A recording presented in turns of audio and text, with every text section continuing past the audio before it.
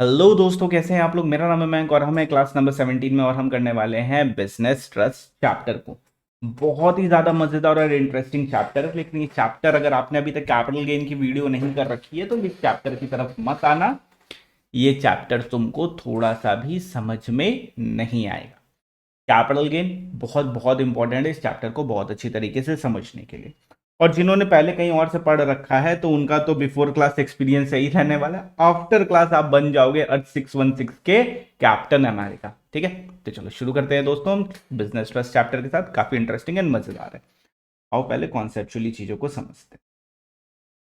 टिंग टिंग टिंग टिंग टिंग टिंग टिंग टिंग टिंग टिंग टिंग टिंग। अब मान लीजिए कुछ लोग हैं। ठीक है, mister A, mister B, mister C and multiple लोग। अभी तीन लोग का एग्जांपल लेते हैं। ये क्या करते हैं, ये कुछ फंड देता है, ये कुछ फंड देता है, ये कुछ फंड देता है, ये 10,000 देता है, ये 20,000 देता है, ये 20,000 देता है। मिला के रुपया पूल हो जाता है और इस रुपए को 50,000 का पूलिंग अपने कर लेते हैं। इस रुपए को अपने एक म्यूचुअल फंड कंपनी को देते हैं। एक कंपनी है जो इस रुपए को पूल करती है। ए से रुपया आया, पूल कर दिया। बी से आया, पूल कर दिया। सी से आया, पूल कर दिया। टोटल पूल हमने क्रिएट कर दिया 50,000 रुपीज का। अब इस 50,000 रुपीज से ये म्यूचुअल फंड कंपनी अपने अंदर बहुत सारे एक्सपर्ट्स को बैठाती है। ढेर सारे एक्सपर्ट, एमबीए वाले हो गए, सीए हो गए, सीएफए वाले हो गए, बहुत सारे एक्सपर्ट इसमें बैठते हैं। ये बहुत सारे जो एक्सपर्ट है ये कुछ कंपनीज आइडेंटिफाई करते हैं। Company number M, company number K, company number O, company number J, बहुत सारी कंपनियों को आइडेंटिफाई करते हैं। अब ये क्या करते हैं, 50,000 में से एम में कुछ इन्वेस्ट किया, के में कुछ इन्वेस्ट किया, ओ में कुछ इन्वेस्ट किया, जे में कुछ इन्वेस्ट किया, मल्टीपल कंपनीज में ये इन्वेस्टमेंट अपना करते हैं। अब इसी कॉन्सेप्ट को हम क्या बोलते हैं, म्यूचुअल फंड का कॉन्सेप्ट।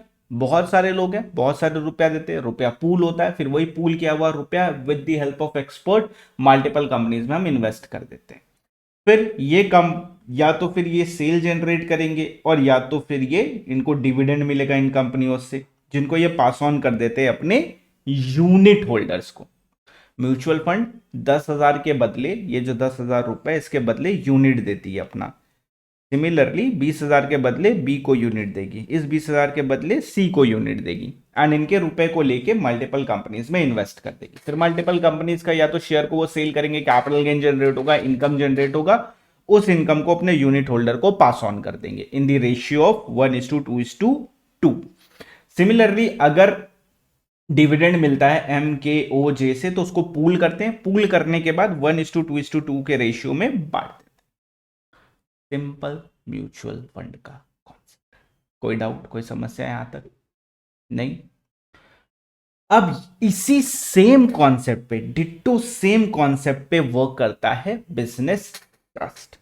कैसे, mister A, mister B, mister C, ये लोग फंड देते हैं। ये 10,000 दे दिया, ये 20,000 दे दिया। सेम एग्जांपल को कंटिन्यू करते हैं, ये 20,000 दे दिया। ये पूरा जो फंड है वो पूल होता है। कहां पे पूल होता है, ये पूल होता है जैसे म्यूचुअल फंड था वैसे बिजनेस ट्रस्ट करके एक कंपनी बनाई जाती है, वहां पे इस रुपए को पूल किया जाता है।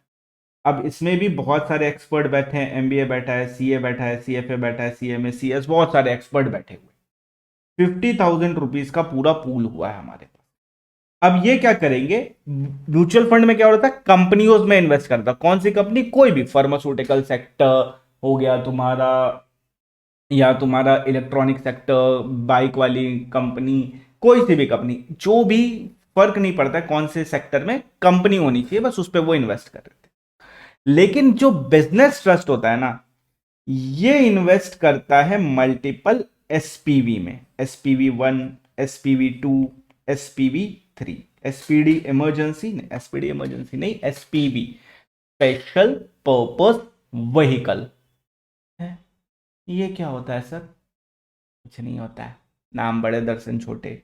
ये हो गया X limited, Y limited, Z limited. और इन कंपनी का मेन ऑब्जेक्टिव होता है to invest in real estate sector.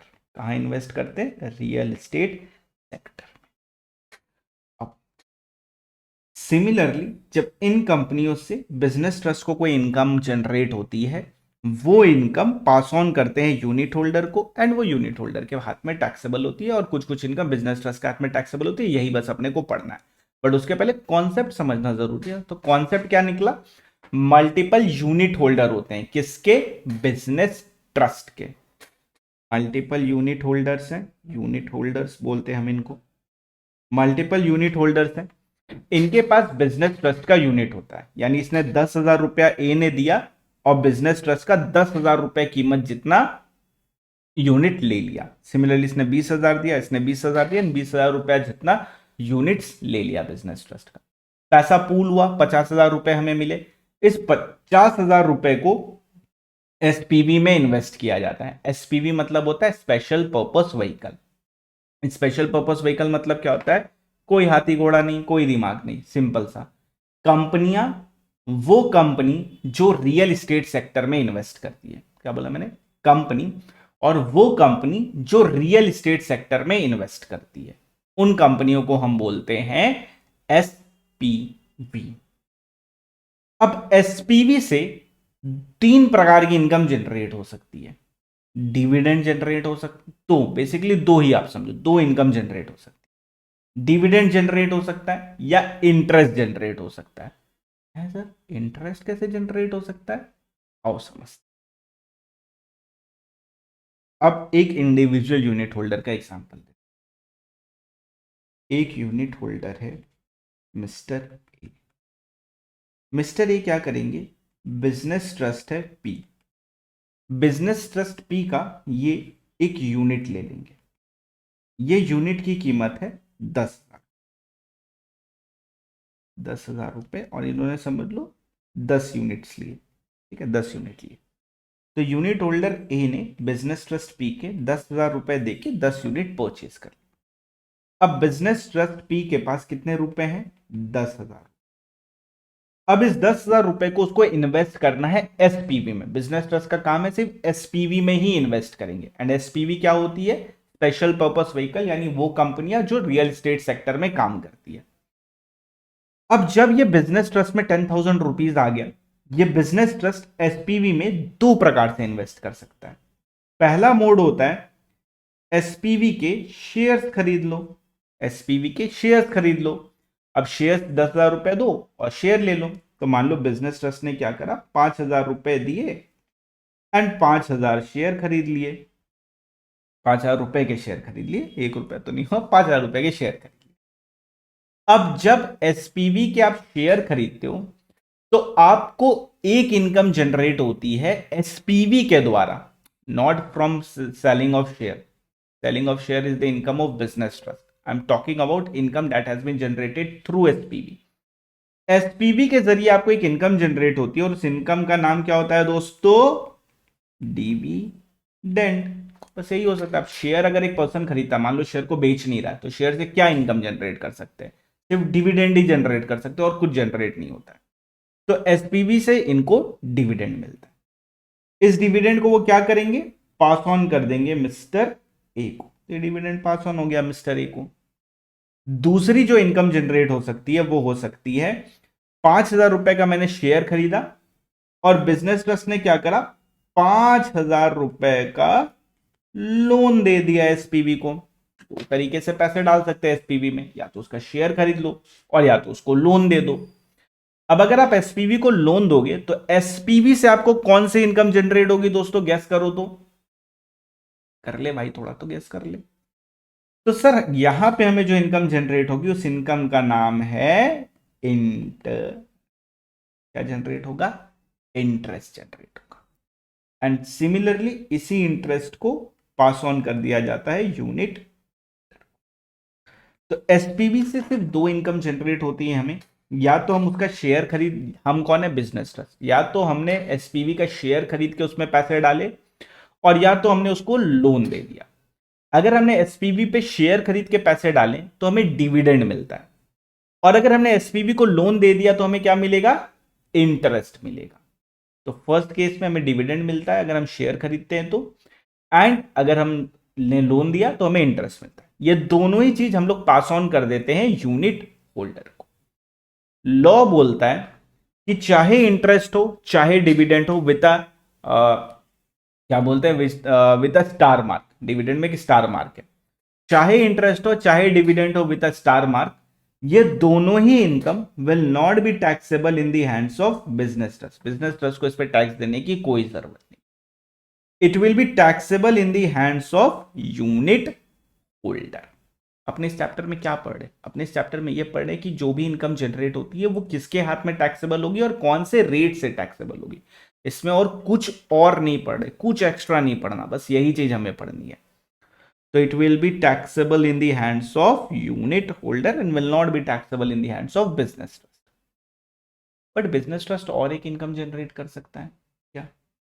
जो शेयर इसने खरीदा है एसपीवी का, वो शेयर बेच देगा, कैपिटल गेन जनरेट हो जाएगा।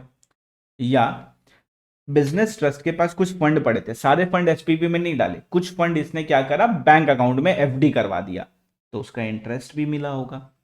ये सारे इनकम का क्या करना है, तो ये सारे इनकम बिजनेस ट्रस्ट के हाथ में ही टैक्सेबल होंगे। बट अभी जो हमारा मेन फोकस रहेगा वो सिर्फ और सिर्फ इस डिविडेंड और इंटरेस्ट इनकम को लर्न करने पे होगा, बिकॉज मल्टीपल टीडीएस का रेट है एंड मल्टीपल टैक्स का रेट है। तो दोनों चीजें हमें लर्न करनी है, तो इस चीज को अपने को पहले अच्छे से समझना पड़ेगा।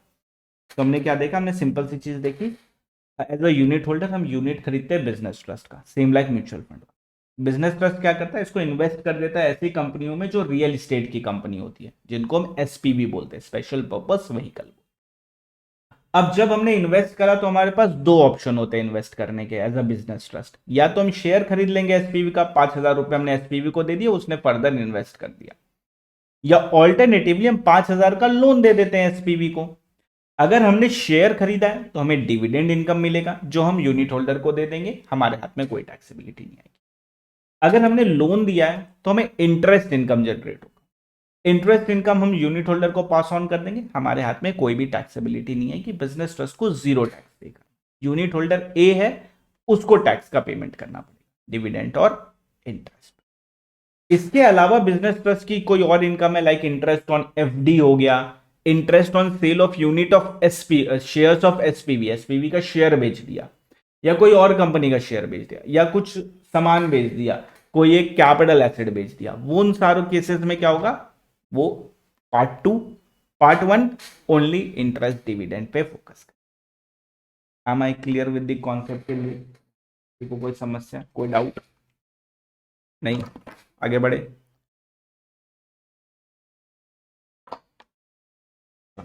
अब फर्दर आगे प्रोसीड करते हैं। अब सबसे पहले हम इंटरेस्ट को पकड़ते हैं।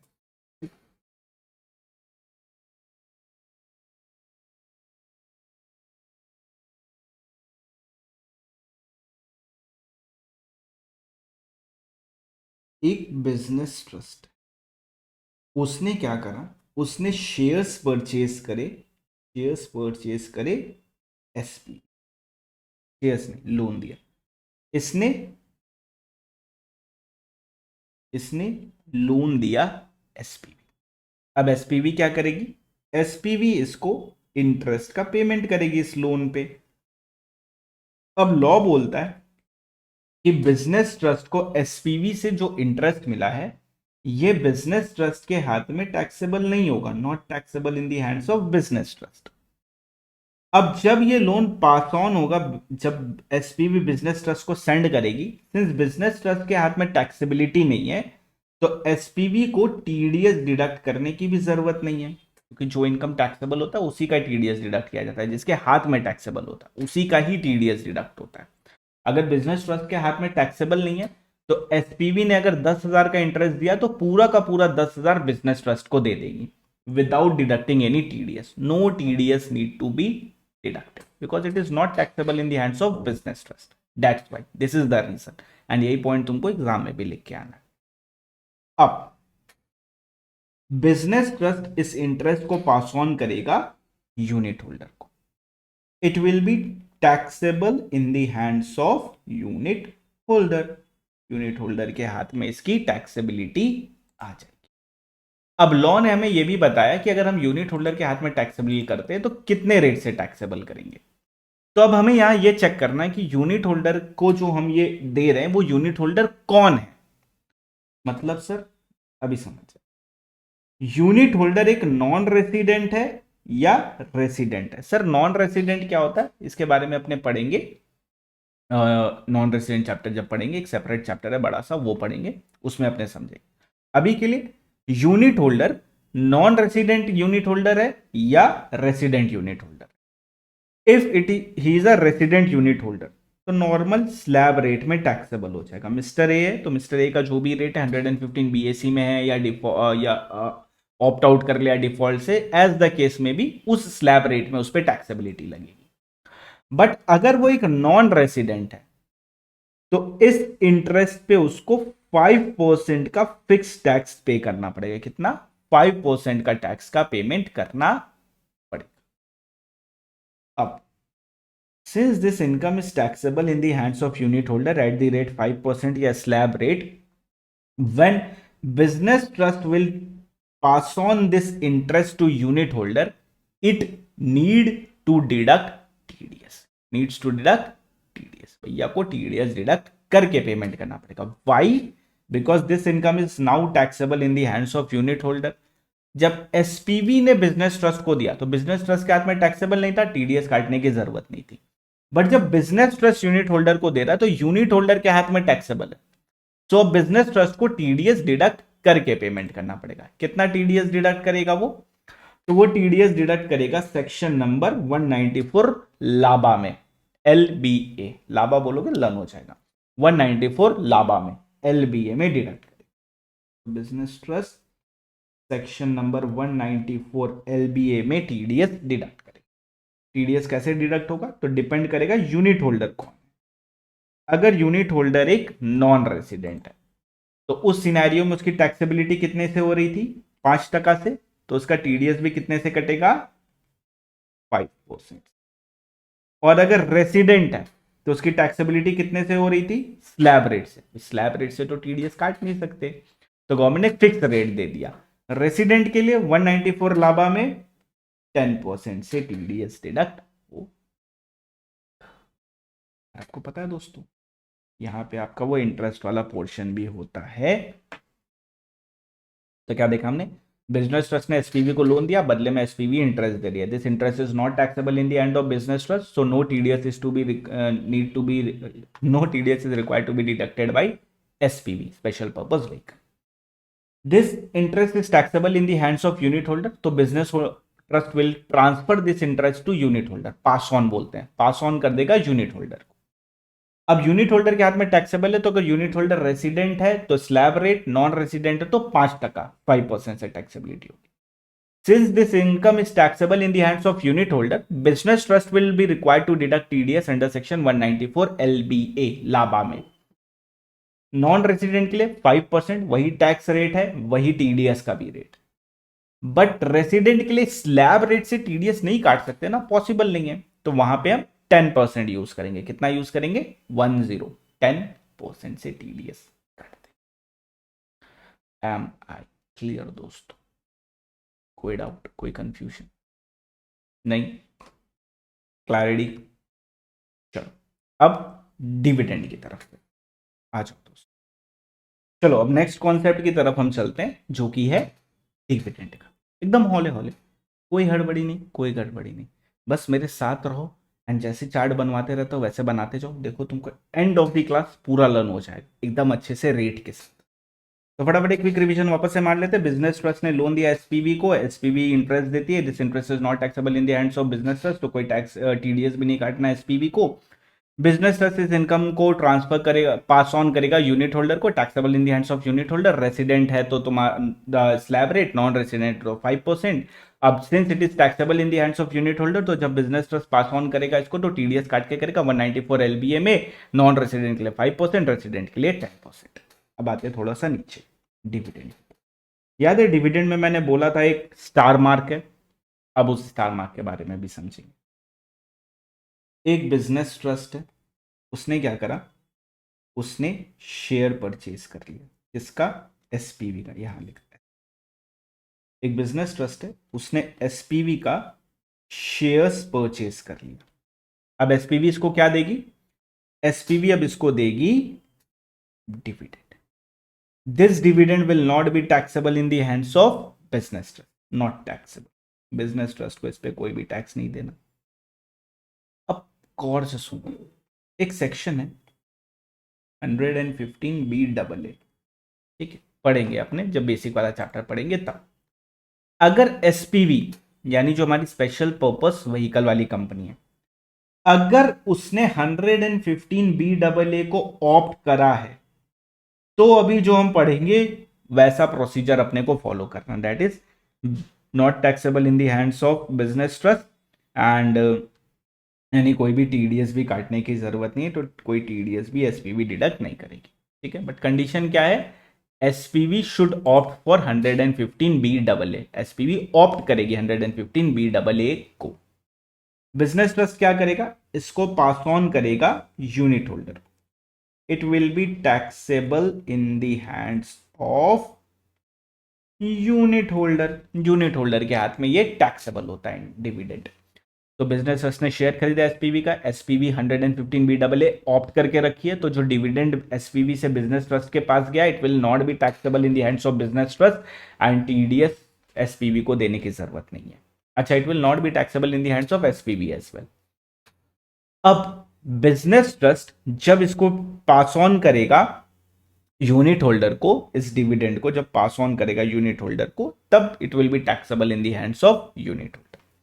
कौन से रेट से टैक्सेबिलिटी लगेगी, तो डिपेंड करेगा यूनिट होल्डर कौन है। यूनिट होल्डर एक नॉन रेसिडेंट है या एक रेसिडेंट है। ये सारी चीजें बुक में बनी हुई, आपको सेपरेटली नहीं बनाना, मैं लिख लिख के लेकिन करोगे तो लर्न हो जाएगा, ये तुमको एक फायदा होगा, याद रखना हमेशा, लिख लिख के लर्न करोगे तो हमेशा लर्न होगा तुम्हें। खैर वापस यहाँ आते। अब अगर एक यूनिट होल्डर नॉन रेसिडेंट है, ऊपर क्या रेट था 5% का, याद होगा अगर आपको, तो यहां पे क्या करना है, डबल कर देने का। तो यहां पे नॉन रेसिडेंट के लिए कितना, 10% पे टैक्सेबिलिटी आई, एंड रेसिडेंट के लिए वहां स्लैब था, यहां पे भी स्लैब रहेगा। तो रेसिडेंट के लिए स्लैब रेट, नॉन रेसिडेंट के लिए 10% का रेट जाएगा हमारा। ओके, अच्छा, जब भी हम नॉन रेसिडेंट बोले ना, तो फॉरेन कंपनी इंक्लूडेड है एवरीवेयर, पूरे चैप्टर में, अभी जब जब हम बोलेंगे, ठीक है, अलग से बार बार नहीं बोलूंगा उसको। तो हमने देखा कि, अच्छा ऊपर कर लेते हैं इसको, कि जब भी बिजनेस ट्रस्ट एक शेयर खरीदेगा एसपीवी का एंड उस शेयर पे डिविडेंड मिलेगा, तो it will not be taxable in the hands of business trust provided SPV has opted 115 BAA। एक सेक्शन है, सब बाद में पढ़ेंगे, अभी रिक्वायर्ड नहीं है सेक्शन। टीडीएस काटने की भी जरूरत नहीं है, बिकॉज बिजनेस ट्रस्ट के हाथ में टैक्सेबल नहीं है। बिजनेस ट्रस्ट जब इस इनकम को पास ऑन करेगा यूनिट होल्डर को, तब it will be taxable in the hands of unit holder. अब यूनिट होल्डर अगर रेसिडेंट है तो स्लैब रेट, नॉन रेसिडेंट है तो डबल कर देंगे, 10% का रेट लगेगा, ऊपर 5 था, यहाँ 10%। सिमिलरली जब बिजनेस ट्रस्ट इसको पास ऑन करेगा यूनिट होल्डर को, तो क्या काटेगा, टीडीएस। अब ये टीडीएस कौन से सेक्शन में कटता है, वही सेम 194 लाबा में, एलबी, सेम सेक्शन है 194 एलबीए में टीडीएस डिडक्ट करेगा। अब ये जो टीडीएस डिडक्ट करेगा वो डिपेंड करेगा नॉन रेसिडेंट को दे रहा है कि रेसिडेंट को दे रहा है। अगर ये यूनिट होल्डर नॉन रेसिडेंट है, तो टैक्स रेट कितना है नॉन रेसिडेंट का, जल्दी बताओ, 10%। तो यहां पे टीडीएस भी 10%, टैक्स रेट कितना, 10%, टीडीएस भी 10%। और रेसिडेंट के लिए स्लैब रेट है, अब स्लैब पे तो टीडीएस कट नहीं सकता है, तो कौन से रेट से कटेगा, तो याद रखना 194 एलबीए में ऑलवेज 10% है रेसिडेंट के लिए। तो रेसिडेंट का पहले भी 10 था, अभी भी 10 है, नो चेंज। आओ वापस एक बार रिवाइज करें। बिजनेस ट्रस्ट ने शेयर खरीदा एसपीवी का, बदले में एसपीवी ने डिविडेंड का पेमेंट किया। This dividend is not taxable in the hand of business trust provided SPV has opted 115 BAA। जब ये बिजनेस ट्रस्ट को हम ले पास ऑन करेंगे यूनिट होल्डर को, तो टीडीएस काट के करना पड़ेगा 194 एलबीए में। कितने से टीडीएस कटेगा, नॉन रेसिडेंट 10%, रेसिडेंट 10%। याद रखना लाबा में रेसिडेंट इज ऑलवेज 10%, देखो लाबा में resident is always 10%। This will be taxable in the hands of unit holder, resident है तो slab rate, non resident and foreign company है तो 10%। स्टार मार्क को और थोड़ा इनहेंस करते हैं।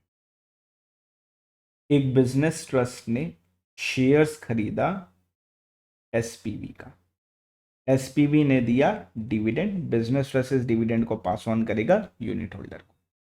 अब कैच ये है कि एसपीबी ने 115 बी डबल ए ऑप्ट नहीं करा ऑप्ट।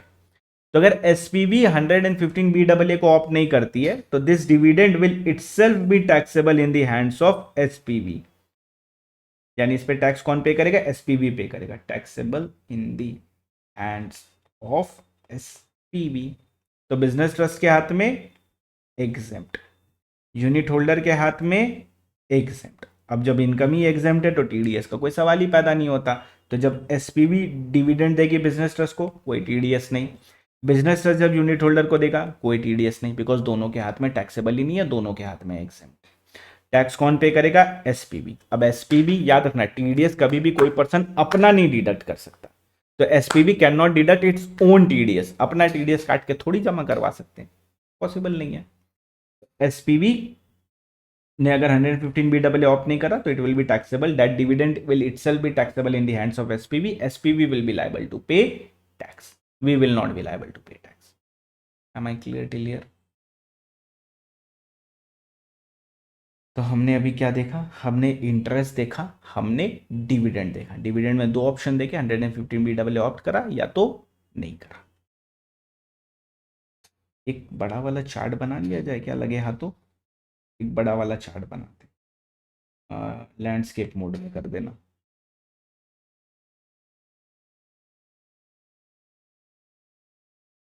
पेज को लैंडस्केप कर लो। ठीक है, इस चार्ट में हमने कोशिश करेंगे मैक्सिमम चीजों को कवर करने की। सबसे पहले हम बात करते हैं इनकम की। टोटल 3 प्रकार की इनकम है, अभी 2 अपने इसमें डाल रहे हैं। ठीक है, टोटल 3 चार्ट बनेंगे, 3 चार्ट में अपने पूरा चैप्टर खत्म करेंगे, 3 से 4 चार्ट। सबसे पहला इनकम हमें कौन सा हो सकता है? जिस प्रायोरिटी में लर्न करा उसी प्रायोरिटी में लर्न करना। ठीक है, तो इजी रहेगा तुम्हारे लिए लर्न करना। फर्स्ट है हमारा interest. This interest will not be taxable in the hands of business trust but will be taxable in the hands of unit holder. ठीक है, तो interest taxable in the hands लिखेंगे, बड़ा हो जाएगा, ऐसे करके यूनिट होल्डर कर देते। यूनिट होल्डर के हाथ में टैक्सेबल। कौन से रेट से टैक्स लगेगा? तो डिपेंड करता है आप है कौन। आप है कौन सर जी? आप रेसिडेंट है कि आप नॉन रेसिडेंट है? आप कौन है सर? तो अगर आप एक नॉन रेसिडेंट हो तो इंटरेस्ट के लिए हमने क्या देखा? 5%। कितना? 5% पे टैक्स लगेगा। और ये इतना लंबू क्यों चला गया? छुटकू सा करो, जगह कम है। और अगर आप एक रेसिडेंट हो तो आप पे स्लैब रेट लगेगा। क्या लगेगा? स्लैब रेट लगेगा। ये तो बात रही टैक्स की, लगेगा तो इसमें टीडीएस भी बना देंगे। रुको, अभी ड्रॉ मत करो यार। सर हमारे पास तो पहले से ही आ चुका था एलएमएस, तो हम लोगों ने तो पहले ही ड्रॉ कर लिया राइट वाला। अब आप रॉन्ग वाला ड्रॉ कर रहे हैं सर। ये तुम लोग इंटेलिजेंट मानुस हो।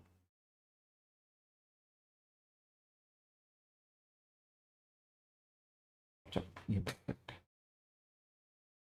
ये तो बात रही टैक्स की, यहाँ टैक्स लिख देगा ज़्यादा बेटर रहेगा।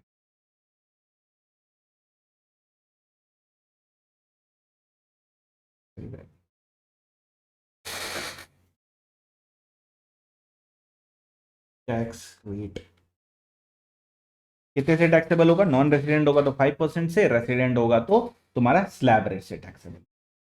अब बात करें टीडीएस की। टीडीएस के लिए हमें देखना है तुम कौन हो। टीडीएस को सेपरेट कलर से कर देगा, बेटर रहेगा। सेपरेट कलर से टीडीएस हमने कर दिया। तो टीडीएस में अगर तुम एक नॉन रेसिडेंट हो तो सेम 5% से टीडीएस कटेगा, और अगर आप एक रेसिडेंट हो तो स्लैब रेट से टीडीएस कट जाएगा। सिंपल सा चीज देखा हमने। यहाँ देखो इंटरेस्ट पूरी तरह से खत्म हो गया। Interest taxable in the hands of unit holder. Business trust को टैक्स नहीं पे करना तो एसपीवी को टीडीएस भी डिडक्ट नहीं करना है। टैक्स रेट कितना है? टैक्स रेट है नॉन रेसिडेंट के लिए 5% एंड रेसिडेंट के लिए स्लैब रेट। और टीडीएस का रेट कितना है? नॉन रेसिडेंट के लिए 5%, रेसिडेंट के लिए स्लैब रेट का रेट है। अब आते हैं डिविडेंड की तरफ।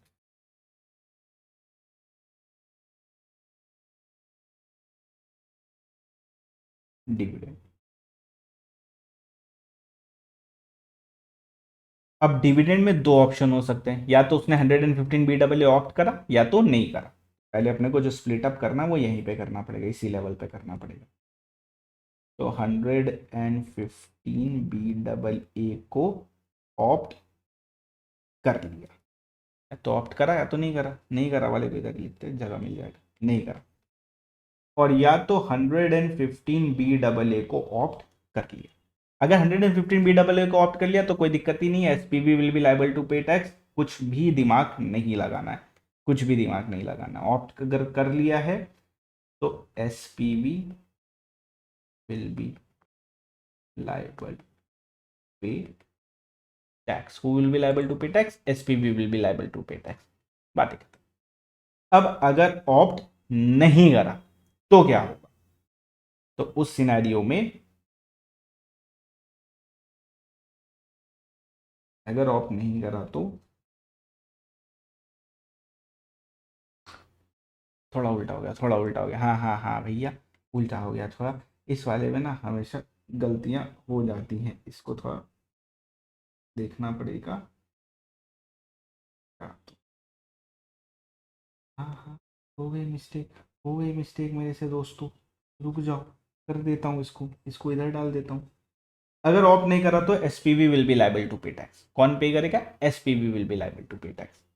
और अगर ऑप्ट कर लिया तो, ऑप्ट कर लिया तो वही सेम, दो भाग में स्प्लिट अप करेंगे, टैक्स एंड टीडीएस। टैक्स, जब टैक्स की हम बात करेंगे तो टैक्स रेट कितना होने वाला है? तो आप रेसिडेंट हो कि नॉन रेसिडेंट हो, इस पे सब कुछ डिपेंड करेगा। तो एक नॉन रेसिडेंट के लिए 5% था, यहाँ पे 10% हो। रेसिडेंट के लिए पहले भी स्लैब था, अभी भी स्लैब रेट ही है। और टीडीएस की अगर हम बात करें तो जो टीडीएस है किसको दिया? रेसिडेंट को दिया कि नॉन रेसिडेंट को दिया? Non resident and resident. Non resident को दिया, टैक्स रेट 10% है तो 10% से ही टीडीएस कटेगा। रेसिडेंट को दिया तो पहले भी 10% था, अभी भी 10% ही रहेगा। This was your summary chart for you, and इसमें भी और ऐड होगा। ठीक है, done done done done. Yes sir, already. अब नेक्स्ट पॉइंट की तरफ। हमने इंटरेस्ट देख लिया, डिविडेंड विद स्टार मार्क भी देख लिया। अब हम आते हैं आरईआईटी की तरफ, रीट की तरफ। ठीक है, रियल एस्टेट इन्वेस्टमेंट ट्रस्ट की तरफ। Right, real estate investment trust. Sir ये क्या होता है रियल एस्टेट इन्वेस्टमेंट ट्रस्ट? तो रियल एस्टेट इन्वेस्टमेंट ट्रस्ट हो गया, समझ लो जिस तरह एक बिजनेस ट्रस्ट, हमने क्या पढ़ा था, बिजनेस ट्रस्ट एसपीवी में डालता है, एसपीवी फिर रियल एस्टेट में इन्वेस्ट करती है एंड इसको इनकम वगैरह जनरेट करके देती है। बट कई बार क्या होता है, जो बिजनेस ट्रस्ट होता है ना, वो खुद ही रियल एस्टेट में डाल देता है, खुद ही रियल एस्टेट में पैसा इन्वेस्ट कर देता है, लैंड खरीद लेता है, कुछ खरीद लेता है। उस रियल एस्टेट से जब इनकम जनरेट होती है तो उसका क्या करना है? यानी रियल एस्टेट इन्वेस्टमेंट ट्रस्ट, देखो नाम में ही है ना, वो इन्वेस्टमेंट ट्रस्ट, वो ट्रस्ट, वो बिजनेस ट्रस्ट जो रियल एस्टेट में इन्वेस्ट करता है, तो रियल एस्टेट इन्वेस्टमेंट ट्रस्ट। तो अगर बिजनेस ट्रस्ट खुद ही इन्वेस्ट करता है आरईआईटी में, यानी एसपीवी से इनकम जनरेट नहीं होता है, आरईआईटी के थ्रू इनकम जनरेट हो रहा है, जो हमने रियल एस्टेट में इन्वेस्ट करा उससे इनकम जनरेट हो रहा है, उस सिनेरियो में क्या होता है? यानी यहाँ पे कोई एसपीवी नहीं है, बिजनेस ट्रस्ट ने आरईआईटी में इन्वेस्ट करा, अब उसको इनकम जनरेट हुई, कोई से भी इनकम जनरेट हो सकती है, रेंटल इनकम या कोई से भी इनकम इनकम जनरेट हो रही। अब ये income will not be taxable in the hands of business trust, because business trust क्या है? कुछ भी नहीं है, पूलिंग ऑफ फंड है थ्रू मल्टीपल यूनिट होल्डर। तो असली इनकम तो उनकी है, यहाँ पे तो सिर्फ फंड पूल हुआ था। फिर बिजनेस ट्रस्ट को इस इनकम को पास ऑन करना पड़ेगा यूनिट होल्डर को। टैक्सेबल किसके हाथ में होगा? यूनिट होल्डर के हाथ में टैक्सेबल होगा। अब यूनिट होल्डर कौन है, रेसिडेंट है या नॉन रेसिडेंट है, इस पे डिपेंड करेगा। The answer is no. यहां पे एकदम सिंपल है, चाहे रेसिडेंट हो चाहे नॉन रेसिडेंट हो, स्लैब रेट में चले जाओ।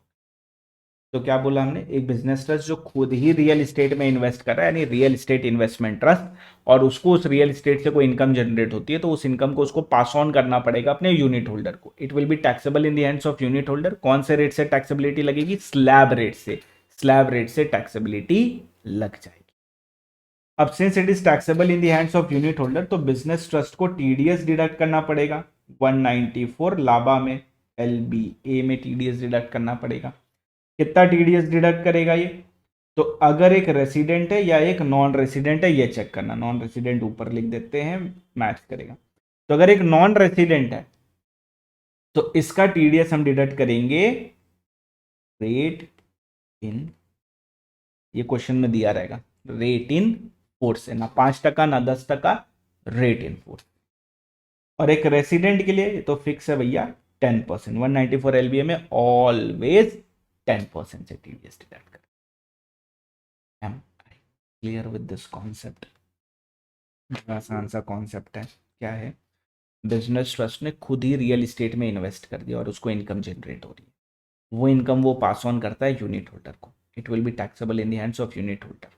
रेसिडेंट हो नॉन रेसिडेंट हो, स्लैब रेट से टैक्सेबिलिटी लगे। बिजनेस ट्रस्ट जब इस यूनिट को पास ऑन करेगा यूनिट होल्डर को, it will be taxable in the hands of unit holder. So business trust is required to deduct TDS under section 194 लाबा LBA में। Non resident के लिए rate in force. Sir what is rate in force? Rate in force आपको question में बता देंगे, जो भी एग्जिस्टिंग रेट होगा उस रेट से उसका टीडीएस हम डिडक्ट कर देंगे। एंड रेसिडेंट के लिए 194 एलबीए इज फिक्स्ड ऑलवेज 10% से। इसको भी डाल देते हैं, को भी चार्ट में इंसर्ट कर देते हैं। अब हम कौन है? REIT वाले, रियल एस्टेट इन्वेस्टमेंट ट्रस्ट, वो बिजनेस ट्रस्ट जो रियल एस्टेट में खुद ही इन्वेस्ट करता है। यहाँ पे भी टैक्स कौन पे करेगा? Unit holder. यहाँ पे हमने लिखा नहीं था, यहाँ पे टैक्स कौन पे करेगा? टैक्स पे करेगा यूनिट होल्डर। अब यहाँ पे जो टैक्स का रेट है एंड टीडीएस का रेट, बस वही चीज़ें लिखनी है। तो टैक्स का जो रेट है वो रेसिडेंट हो चाहे नॉन रेसिडेंट हो, दोनों के लिए क्या यूज़ करना है? Slab rate. जो भी उनका स्लैब रेट है या नॉर्मल रेट है वो अपने को यूज़ करना है। एंड टीडीएस के केस में, टीडीएस के केस में देखना है रेसिडेंट को दे रहे हो या नॉन रेसिडेंट को दे रहे हो, रेसिडेंट या नॉन रेसिडेंट। अच्छा उल्टा लिख लेते हैं तो आपको बेटर रहेगा लर्न करने में, नॉन रेसिडेंट या रेसिडेंट। नॉन रेसिडेंट के लिए रेट इन फोर्स यूज करेंगे एंड रेसिडेंट के लिए ऑलवेज 10% होता है। देखो कुछ कॉमन चीजें दिखाता हूँ। रेसिडेंट का टैक्स ऑलवेज स्लैब पे होगा, रेसिडेंट ऑलवेज स्लैब पे होगा। रेसिडेंट का टीडीएस ऑलवेज स्लैब पे होगा। कुछ गड़बड़ होगी यहाँ पे, स्लैब नहीं 10% होगा। 10%, देखा गलतियाँ मिलती है ना, 10% होगा। ओके यहाँ पे देखो 10%, यहाँ पे देखो 10%। तो कायदे से तुम्हें तो सिर्फ नॉन रेसिडेंट का ही रेट लर्न करना है, क्योंकि रेसिडेंट का tax rate will always be slab, TDS will always be 10%, चाहे इंटरेस्ट हो, चाहे डिविडेंड हो, चाहे आरईआईटी हो। But for non resident interest 5% tax and TDS भी 5%। डिविडेंड ऑप्ट करा है कि नहीं इस पर डिपेंड करेगा, नहीं ऑप्ट करा तो फिर dividend will be taxable in the hands of SPV. अगर ऑप्ट कर लिया तो it will be taxable in the hands of non resident unit holder. Non resident unit holder के लिए टैक्स रेट अपने को क्या लेना है? 10%। टीडीएस रेट क्या लेना है? 10%। और आरईआईटी के लिए rate in force and TDS का rate sorry tax rate slab and TDS का रेट इन फोर्स लेना है। तो अपने को बेसिकली सिर्फ नॉन रेसिडेंट का ही लर्न करना है। रेसिडेंट का देखो ये बनाने से कितना इजी हो गया हमारे लिए। टैक्स रेट ऑलवेज स्लैब में जाएगा, ऑलवेज स्लैब में जाएगा टैक्स रेट। एंड टीडीएस का रेट 10%, 10%, 10%। देखा कितना आसान हो गया। तो ईजी है पढ़ना दोस्तों, अब मन लगा के पढ़ोगे आप बहुत इजीली पढ़ लोगे। तो कितनी सही तरीके से हमने इसको पढ़ लिया और कितने अच्छे तरीके से हमने इसका चार्ट बना लिया। इसको फटाफट एक क्विक रीडिंग मारो एंड यहीं पे इसको कंप्लीट करो, घर के लिए नहीं रखना है इसको। खत्म करो इसको फटाफट यहीं पे। तो दोस्तों अभी हमने देखा income related to interest, dividend and REIT वाला।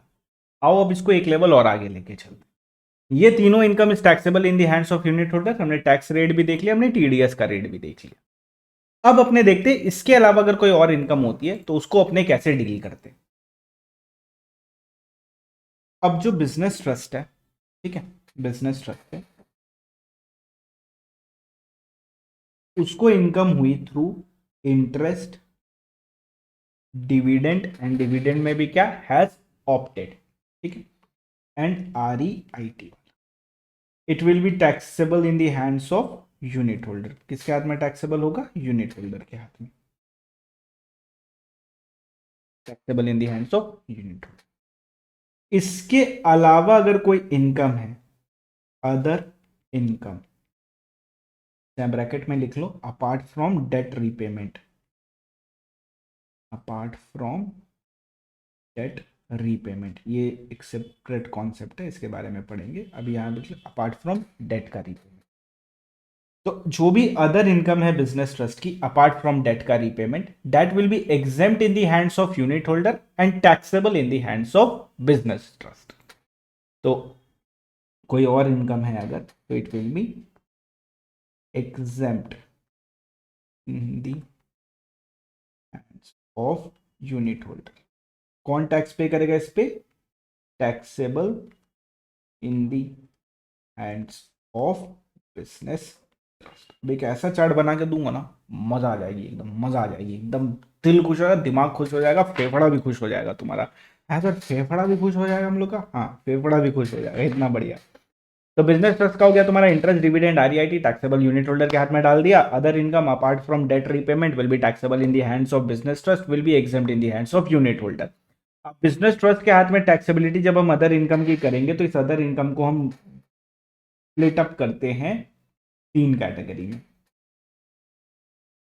पहली इनकम हो गई शॉर्ट टर्म कैपिटल गेन, दूसरी हो गई लॉन्ग टर्म कैपिटल गेन, तीसरी हो गई बाकी सारी इनकम जितनी बची। कमाते हैं सबसे पहले शॉर्ट टर्म कैपिटल गेन, फिर स्पेस देके हमने लिखा long term capital gain and, और यहां पे हमने लिखा अदर इनकम। इसके अलावा कोई और इनकम हुई तो मैंने पहले ही बोला था कैपिटल गेन अच्छे से पढ़ लेना, अदरवाइज ये समझ में नहीं आएगा। अब अगर हम शॉर्ट टर्म कैपिटल गेन की बात करते हैं, तो शॉर्ट टर्म कैपिटल गेन 2 प्रकार के होते हैं, एक होता है 111A और एक होता है 111, मारूंगा घर पे आके, 111 कुछ होता है क्या? अदर होता है। तो एक हो गया हमारा 111A, इसके अलावा other short term capital gain. 111A मतलब एक्स लिमिटेड वाई लिमिटेड का शेयर बेचा शॉर्ट टर्म में, तो 111 है। इसके अलावा तुमने लैंड बेच दिया शॉर्ट टर्म में, तुमने कोई और कैपिटल एसेट बेच दिया शॉर्ट टर्म में, तो वो सारे अदर्स में फॉल करते हैं। 111A में हमने क्या पढ़ा था? अगर बिफोर 23/7/2024 है तो 15%, एंड ऑन और आफ्टर 23/7/2024 है तो 20%। और दोनों पॉइंट यहां लिख लेते। कुछ भी यूनिक नहीं पढ़ रहे, कुछ भी, ये सारा हमने कैपिटल गेन में ऑलरेडी पढ़ रखा है, पहले ही बता रहा हूं, कुछ भी यूनिक नहीं पढ़ रहे। तो अगर है अपना बिफोर 23/7/2024 अगर सेल करा, या ऑन और आफ्टर 23/7/24, अगर बिफोर करा तो 15% का रेट था, आफ्टर कर दिया है तो 20% का रेट होता है। बिफोर करा तो ये हमारा 15%, आफ्टर करा तो 20% का रेट है। एंड इसमें चलो वो वाला पॉइंट भी दे देते हैं, इसमें हमें क्या 87A का बेनिफिट मिलेगा? The answer is yes, rebate under 87A का बेनिफिट मिलेगा। क्या इसमें अपने को 6A मिलेगा? The answer is no, 6A नहीं मिलेगा। क्या इसमें अपने को बेसिक एग्जामिशन लिमिट मिलेगी? The answer is no, basic exemption limit नहीं मिलेगी, बट इंडिविजुअल के लिए अनएग्जॉस्टेड बेल मिलता है। कैपिटल गेन चैप्टर में पढ़ा दिया, वापस यहाँ पे इसको कंटिन्यू नहीं करेंगे। तो all other income are taxable in the hands of business trust, but अगर शॉर्ट टर्म कैपिटल गेन होता है on sale of equity share, तो 111A में टैक्सेबल होगा। अगर सेल करा है बिफोर तुम्हारा 23/7/2024 15%, ऑन और आफ्टर 23/7/2024 तो 20% का रेट है। रिबेट 87A का मिल जाएगा, 6A नहीं मिलेगा, बेल नहीं मिलेगा। इसके अलावा अगर अपने को STCG होता है, अदर लैंड बेच दिया STCG हो गया, कोई और कैपिटल एसेट बेच दिया STCG हो गया, ये वाली STCG will be taxable at the rate MMR, maximum marginal rate. And what is the maximum marginal rate in income tax? 42.744%, 42.744% से टैक्सेबल। तो इसके अलावा अगर हमें कोई भी शॉर्ट टर्म कैपिटल गेन होता है, it will be taxable under MMR maximum marginal rate 42.744%। Okay, next आता है हमारे पास long term capital. Long term capital gain दो प्रकार के होते हैं। एक होता है हमारा 111A और सॉरी 112A और एक होता है 100। अब 112A कौन सा हो गया? 112A हो गया हमारा जब इक्विटी शेयर को लॉन्ग टर्म में सेल करता है। बहुत इंपॉर्टेंट पॉइंट बता रहा हूँ, इससे क्वेश्चन एग्जाम में बनेगा और दिमाग घूम जाएगा। ये चार्ट बहुत मेहनत से बना रहा हूँ, ठीक है, पूरा एनालिसिस करके, तो बहुत बहुत बहुत ध्यान से सुनना। और एक हो गया हमारा 112। 112 हमारा क्या होता है दोस्तों? अपार्ट फ्रॉम इक्विटी शेयर वगैरह जब हम सेल करते हैं, इसमें हमने क्या देखा था? बिफोर एंड आफ्टर वाला सीन है इसमें। अगर बिफोर, अगर हम इसको सेल करते हैं before 23/7/2024, so the rate will be 20% with indexation, 20% with indexation। और अगर हम इसको सेल करते हैं ऑन और आफ्टर 23/7/2024, 23/7/2024 के बाद या ऑन और आफ्टर करते हैं तो रेट कितना हो जाएगा हमारा? 12.5%। एंड ऑब्वियसली इंडेक्सेशन नहीं मिलता है, नो इंडेक्सेशन। तो हमने क्या देखा? एलटीसीजी अगर अपने को होता है 112, 112 क्या हो गया? लॉन्ग टर्म कैपिटल एसेट कोई बेच लिया अपार्ट फ्रॉम इक्विटी शेयर वगैरह, 112 ए वाला छोड़ के। तो बिफोर 23/7/2024 20% का रेट है, ऑन और आफ्टर 23/7/2024 12.5% का रेट है। बिफोर वाले में इंडेक्सेशन मिलता है, आफ्टर वाले में इंडेक्सेशन नहीं मिलता है। इससे रिलेटेड डीप डिस्कशन हमने कैपिटल गेन चैप्टर में कर लिया।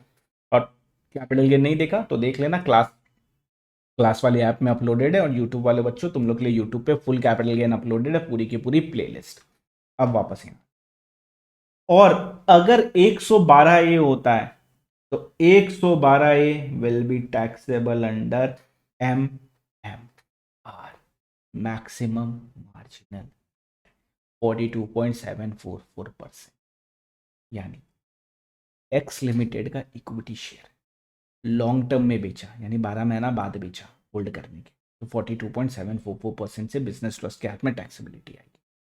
बट वही अगर एक्स लिमिटेड का शेयर तुमने 12 मंथ से पहले बेच दिया तो वो चला जाएगा एसटीसीजी में 111 है। बिफोर है तो 15%, आफ्टर है तो 20% से टैक्स लगेगा एकदम। इसके अलावा बिजनेस ट्रस्ट को कोई भी और इनकम होती है, वो सारी की सारी इनकम एमएमआर पे टैक्स, हाउस प्रॉपर्टी की इनकम चली जाएगी, एफडी का इंटरेस्ट एमएमआर पे चला जाएगा, कोई भी और इनकम है वो सारी एमएमआर पे चली जाएगी। मैक्सिमम मार्जिनल रेट 42.744% पे चली। एम आई क्लियर दोस्तों? एग्जाम्पल से समझते, एक और चार्ट को थोड़ा सा इनहेंस करते।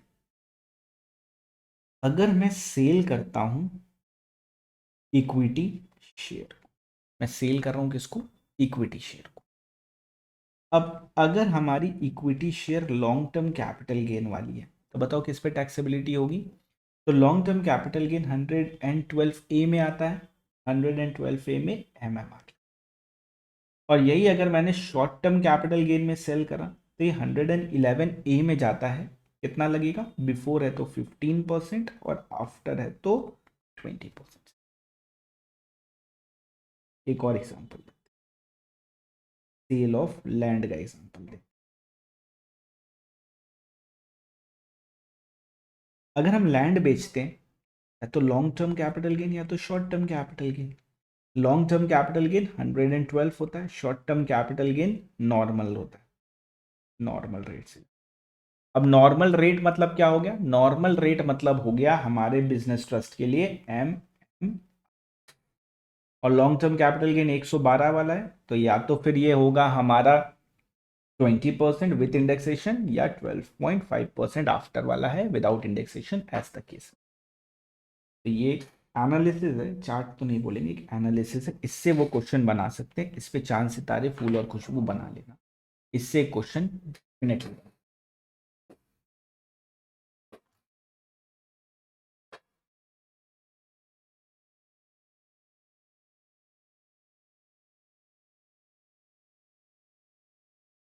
स्टार्ट है ना? पहले ही बोला दोस्तों, क्या करते हो तुम लोग? चलो।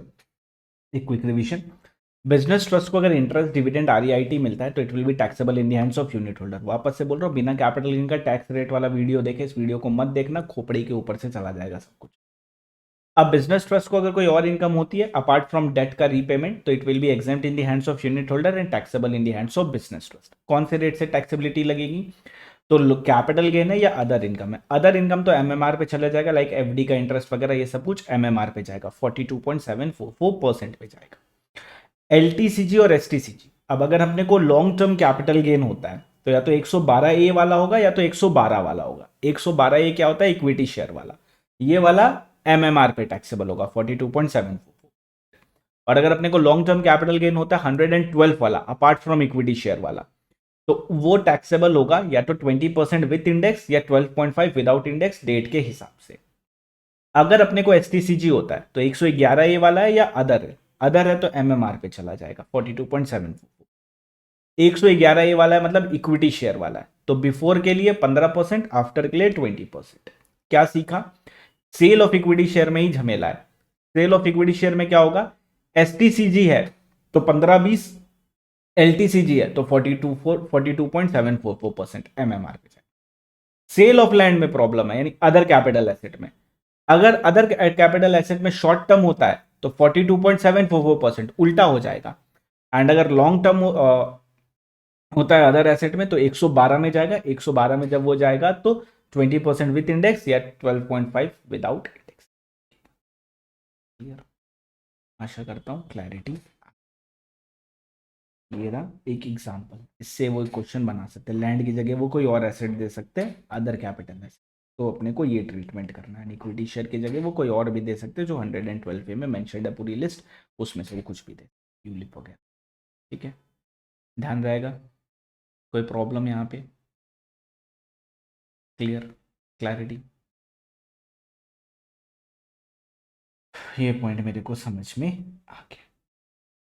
अब नेक्स्ट पॉइंट बोलता है कि बिजनेस ट्रस्ट अगर 100 रुपए कमाता है तो पूरा का पूरा 100 रुपए, 100 रुपए कहाँ से आए? इंटरेस्ट से आया, डिविडेंड से आया या कैपिटल गेन से आया, सब मिला जुला के पूरा 100 रुपए उसने कमाए।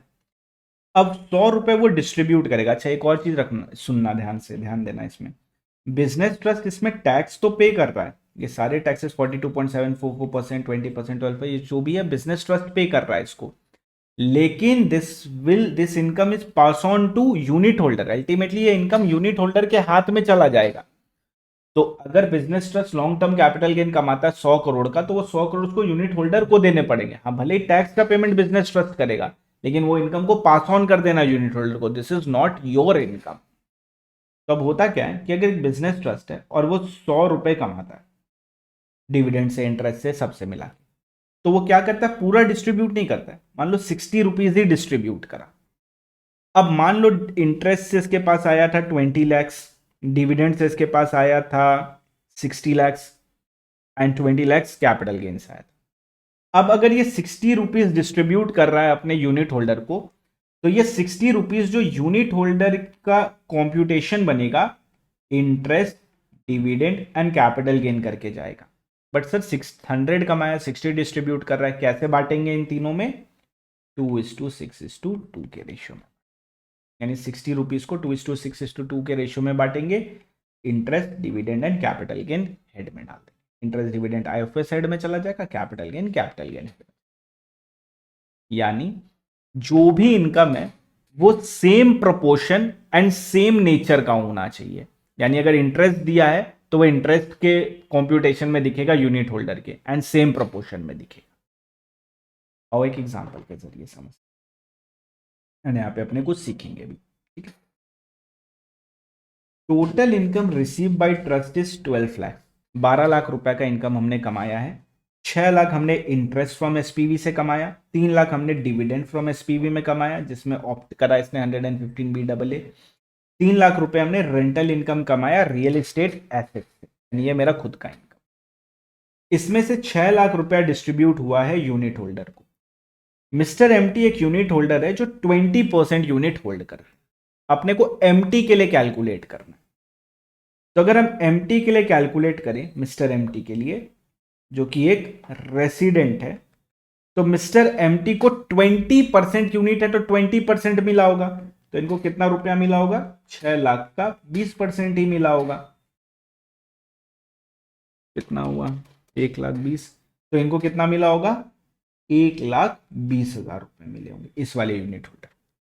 अब इस 1,20,000 में 3 इनकम आई है, एक आया इंटरेस्ट, एक आया डिविडेंड, एक आया मेरा आरईआईटी का इनकम।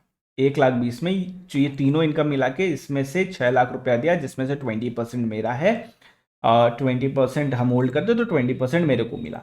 अब इस सिनेरियो में क्या होगा? इस सिनेरियो में हम क्या करेंगे?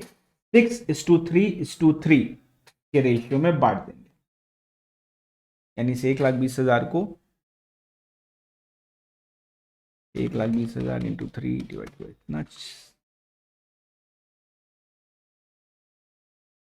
+ 3 + 3 12, 60,000 रुपीज इंटरेस्ट का था, 30,000 डिविडेंड का, एंड आरईआईटी से 30,000। अब सिंस ये रेसिडेंट है तो इसका टैक्स रेट किससे लगेगा? इस पूरे इनकम पे जो टैक्स जाएगा वो किससे जाएगा? स्लैब रेट से जाएगा। और टीडीएस कटा होगा मिलते टाइम, यस टीडीएस कटा होगा 194 एलबीए में। अच्छा कितना टीडीएस कटा होगा बता सकते हो क्या रेसिडेंट के लिए? इंटरेस्ट पे टीडीएस कटा होगा 10%, डिविडेंड पे 10%, आरईआईटी पे 10%, बिकॉज रेसिडेंट के लिए 194 एलबीए में रेट कितना होता है? 10%। देखा चार्ट बनाने का नतीजा कितना अच्छी तरीके से हमने इसको लर्न कर लिया। तो हमने क्या सीखा? जो भी इनकम होगा वो same nature and same proportion का होना चाहिए। क्या होना चाहिए? Same nature and same proportion का होना चाहिए। पॉइंट के बारे रीड कर लेते हैं, पेज नंबर 131। पेज नंबर 131 में आओ। Any income distributed by business trust to its unit holder shall be deemed to be of the same nature and same proportion in the hands of unit holder as it has been received by or accrued to business trust। जैसे receive हुआ, जैसे accrued हुआ, same nature same proportion. हमने एक example के जरिए इसको समझा। हमने अभी तक क्या क्या पढ़ लिया? हमने ये पढ़ लिया, हमने ये पढ़ लिया, हमने ये वाला पढ़ लिया, हमने ये वाला पढ़ लिया, हमने ये वाला पॉइंट भी पढ़ लिया। इतने सारे पॉइंट्स हमने पढ़ लिए। अब एक क्वेश्चन सॉल्व करने की हम कोशिश करते हैं। Let's see we can solve any question और नॉट। हम आते हैं page number 275 of the compiler, question number 2 की तरफ। पढ़ने से थोड़ी होगा, क्वेश्चन भी तो सॉल्व करना पड़ेगा, सीखेंगे क्या?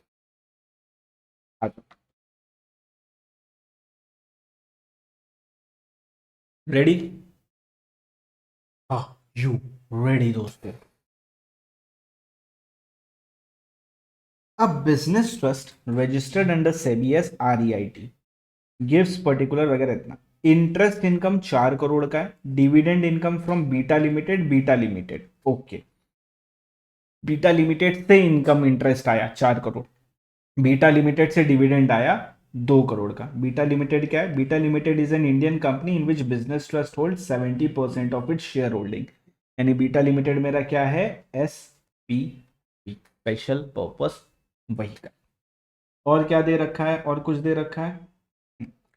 Assume Beta Limited does not opt to pay tax under 115BAA। Opt नहीं करता है, तो अगर ऑप्ट नहीं करता है तो टैक्स का पैसा कौन पे करेगा? एसपीबी, बीटा लिमिटेड को खुद ही करना है। तो इसने अगर ऑप्ट नहीं करा है तो बीटा लिमिटेड खुद ही करेगा। यहाँ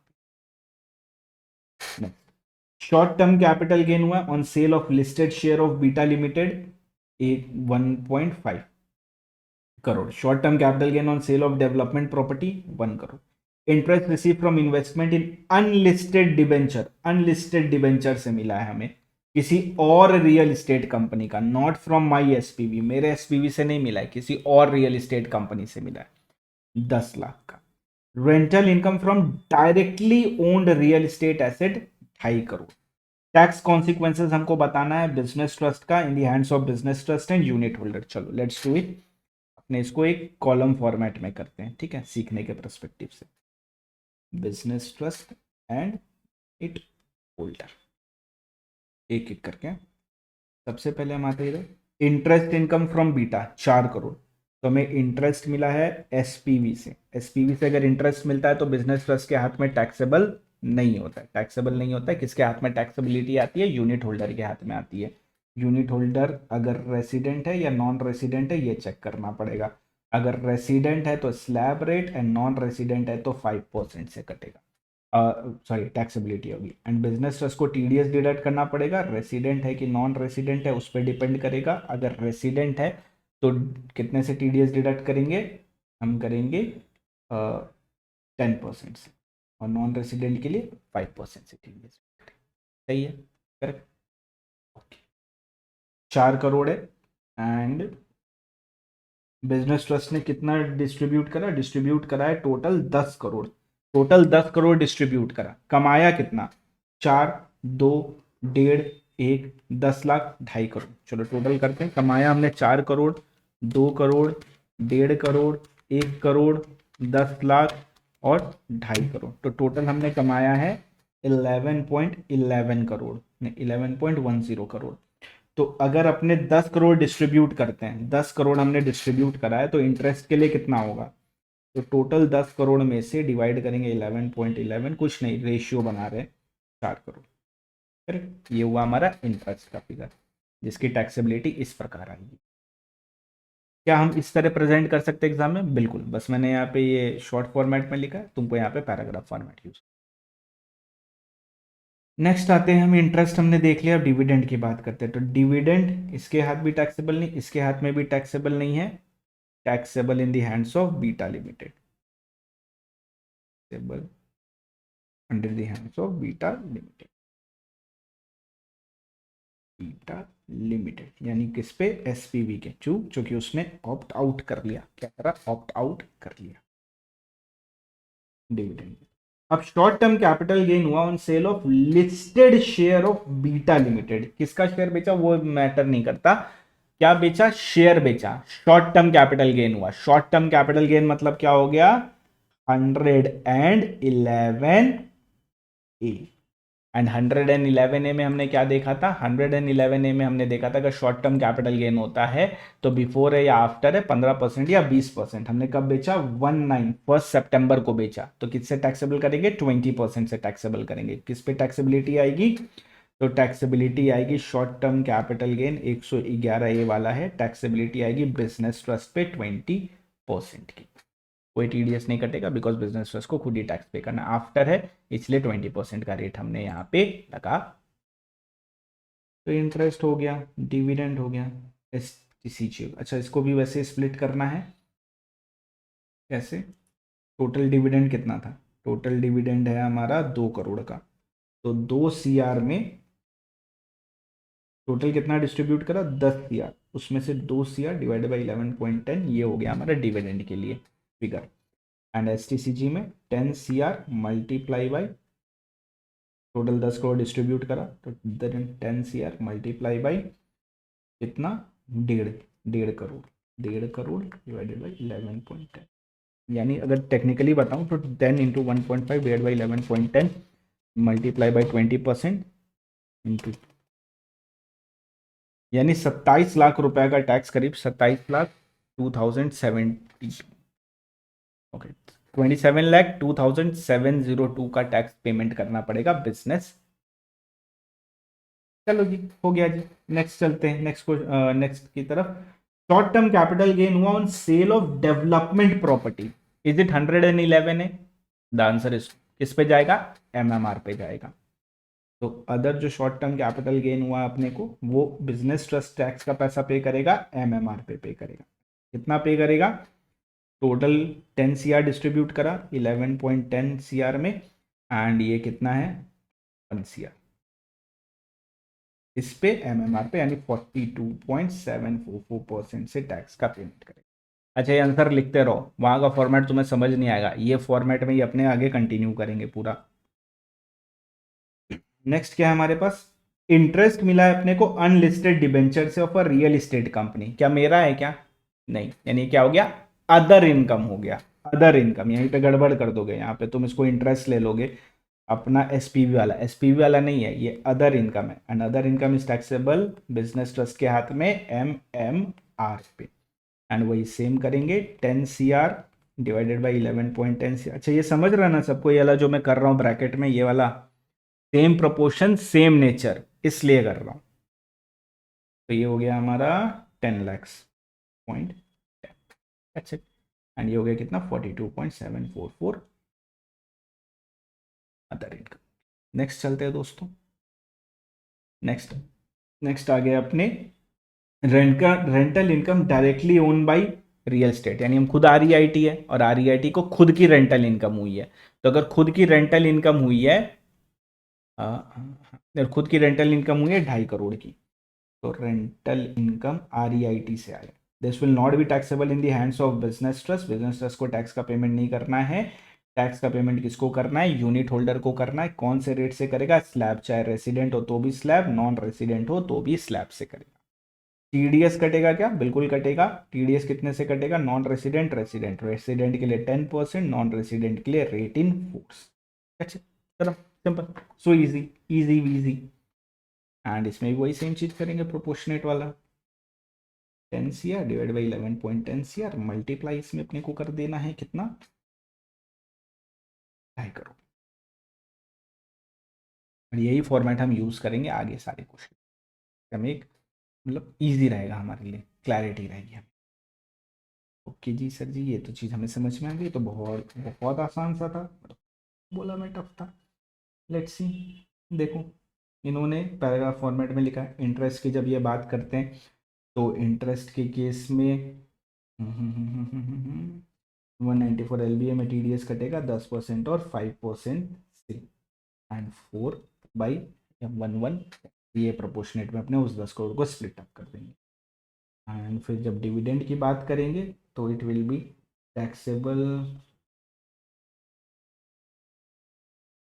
exempt in the hands of unit holder since Beta Limited being SPV did not opt for 115 BA, unit holder के हाथ में टैक्सेबिलिटी नहीं होगी, and business trust is not required to deduct TDS। किसके हाथ में टैक्सेबल होगा? टैक्सेबल होगा ये बिजनेस ट्रस्ट के हाथ में। शॉर्ट टर्म कैपिटल गेन की बात करें, देखो 20% से टैक्सेबल होगा हमारा बिजनेस ट्रस्ट के हाथ में। Short term capital gain 1 crore, sale of development right वाले की अगर हम बात करें तो ये चला जाएगा मैक्सिमम मार्जिनल रेट से। इंटरेस्ट 10 लाख की बात करें, unlisted debenture of a real estate company, तो ये हमारा नहीं है, तो ये चला जाएगा मैक्सिमम मार्जिनल रेट से। रेंटल इनकम की अगर हम बात करें तो ये हमारा चला जाएगा 10% से, एंड उसके लिए रेट इन फोर्स से, नॉन रेसिडेंट के लिए रेट इन फोर्स से TDS डिडक्ट हो जाएगा। रेट नहीं दिखाया इन्होंने, कोई बात नहीं, अपने लोगों ने रेट लिख दिया। That's it. इजी वीजी, तो इजी दोस्तों, पहले ही बोला आपको इतना आसान सा है। ओके, अब इसको आप रीड करो, पूरा बिजनेस ट्रस्ट में भी जो जो हमने मार्किंग करा उसको अब आप रीड करो।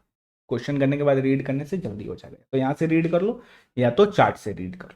चलो कंप्लीट करो इसको दोस्तों फटाफट। कर लिया रीड? अब बढ़ते हैं आगे। तो हमने इंटरेस्ट देखा, हमने डिविडेंड देखा, हमने रेंटल इनकम देखा, हमने अदर इनकम देखा। अब हमने जो वहां पे लिखा था ना, apart from repayment of debt, तो अब रीपेमेंट ऑफ डेट की बात करते हैं। पहले इंटरेस्ट किसके हाथ पे टैक्सेबल होता है?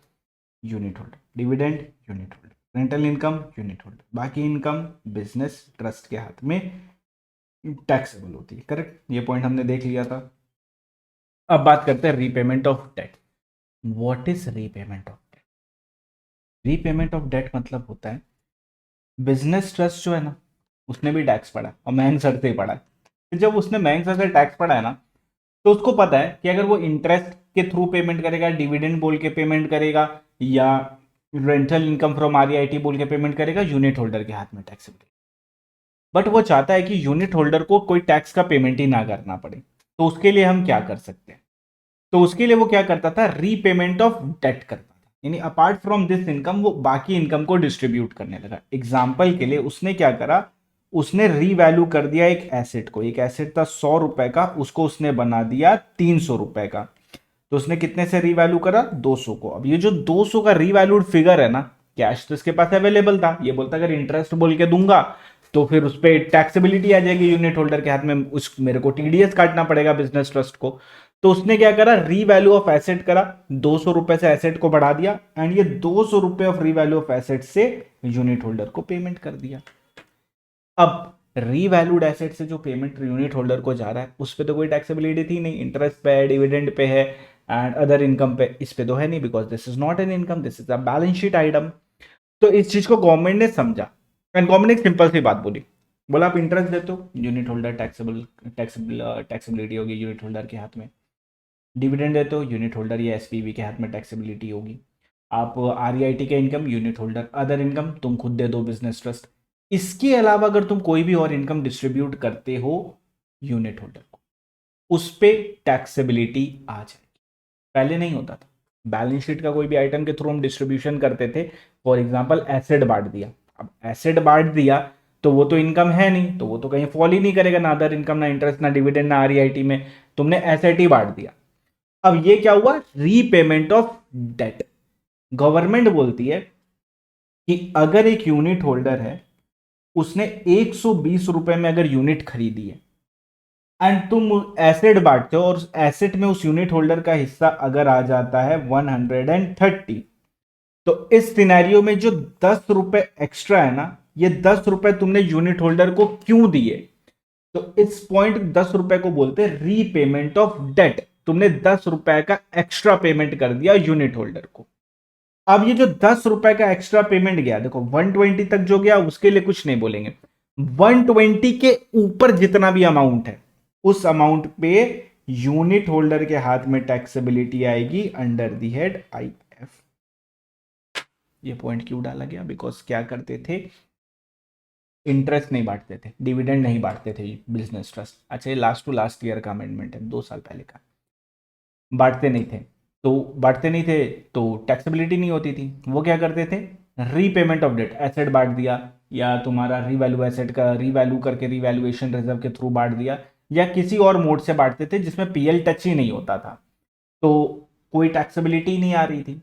तो इस सिनेरियो में सिंपल से गवर्नमेंट ने बोला कि अगर एक यूनिट होल्डर का यूनिट प्राइस 120 रुपीज है उस यूनिट का, उसको 120 के ऊपर जितना रुपया मिलेगा apart from interest, dividend and तुम्हारा रेंटल इनकम, ये छोड़ के, और कैपिटल गेन या अदर इनकम जिसपे बिजनेस ट्रस्ट ने टैक्स दे दिया उसको छोड़ के, कोई और रुपया मिलता है यूनिट प्राइस के ऊपर, तो जितना भी यूनिट प्राइस के ऊपर अमाउंट है उतना amount will be taxable in the hands of unit under the head IFOS, income from other. क्या देखा हमने, सिंपल सी पॉइंट देखी। जब भी रीपेमेंट ऑफ डेट होता है, रीपेमेंट ऑफ डेट मतलब क्या होता है, जितना रुपया हमने बांटा, तो हमने 120 रुपीज बांटा, नहीं 120 नहीं, कितना, 130, हमने 130 रुपीज बांटा, उसमें से माइनस कर दो इशू प्राइस दैट इज 120, तो 10 रुपया बचा, 10 रुपया will be taxable in the hands of unit holder under the head IFS. अगर नेगेटिव आता है, नेगेटिव आता है, इसका मतलब क्या हुआ कि अभी यूनिट प्राइस को टच नहीं किया है, यूनिट प्राइस के ऊपर जितना अमाउंट है वो आईएफएस हेड में आएगा। जैसे इस वाले एग्जाम्पल में अगर हम देखें, इस वाले एग्जाम्पल में अगर हमने 110 रुपया डिस्ट्रीब्यूट किया होता, यूनिट प्राइस कितना है 120, तो क्या अभी 120 को हमने टच करा क्या, नहीं करा। तो जब तक हम इसको टच नहीं करते तब तक कोई टैक्सेबिलिटी नहीं आएगी। जैसे ही हम इसको 130 कर देंगे तो 10 रुपया बने, ये 10 रुपया will be taxable in the hands of unit holder under the head IF. Am I clear, am I going fast दोस्तों? अगर ऐसा लग रहा है तो ज़रूर टेलीग्राम ग्रुप पे, जो आपका प्राइवेट क्लास ग्रुप है, उसमें ज़रूर मेरे को बताना। और अगर ये लेक्चर यूट्यूब पे आ रहा है तो लाइक, सब्सक्राइब, शेयर वगैरह तो करो दोस्तों, तो करना ही पड़ेगा। कमेंट भी कर दो और कौन से चैप्टर में तुमको दिक्कत है, ये अपने डाल देंगे। तो बिजनेस ट्रस्ट अगर रीपेमेंट ऑफ डेट करता है, यानी अपार्ट फ्रॉम दिस इनकम अगर कोई और इनकम देता है, डिस्ट्रीब्यूट करता है अपने यूनिट होल्डर को, तो जितना अमाउंट डिस्ट्रीब्यूट किया माइनस जितना इशू प्राइस है, ये सी वाला भी देखेंगे, उतना इनकम अगर पॉजिटिव है will be taxable in the hand of unit holder under the head IFOS. Negative है, नेगेटिव है इसका मतलब होता है कि अभी तक हमने इसको टच नहीं करा, जब तक इसको टच नहीं करा कोई भी टैक्सेबिलिटी नहीं है। और एक example, mister M T purchased business trust unit for rupees 120। Business trust distributed 230 as debt का रीपेमेंट। अब डेट के रीपेमेंट के बेसिस पे उसने डिस्ट्रीब्यूट कर दिया 230। कितना डिस्ट्रीब्यूट करा? 230। यूनिट कितने का था? 120। कितना एक्स्ट्रा पैसा दे दिया? कितना एक्स्ट्रा पैसा दे दिया यूनिट होल्डर का? Why have you paid extra money to the unit holder? The reason being simple, you wanted to distribute interest वगैरह, but you cannot distribute that thing because of the tax rate. So what you did, you distributed it in form of debt का repayment. तो 230 minus 120, that is 110 rupees, will be taxable in the hands of Mr. MT under the head IF.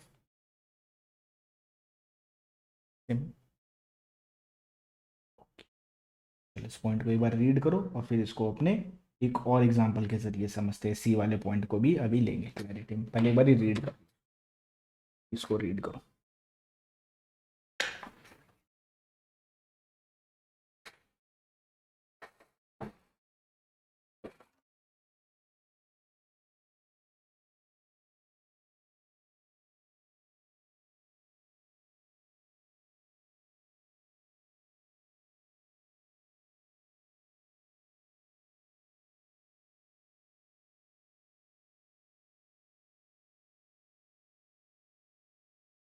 Done, चलो let's proceed ahead.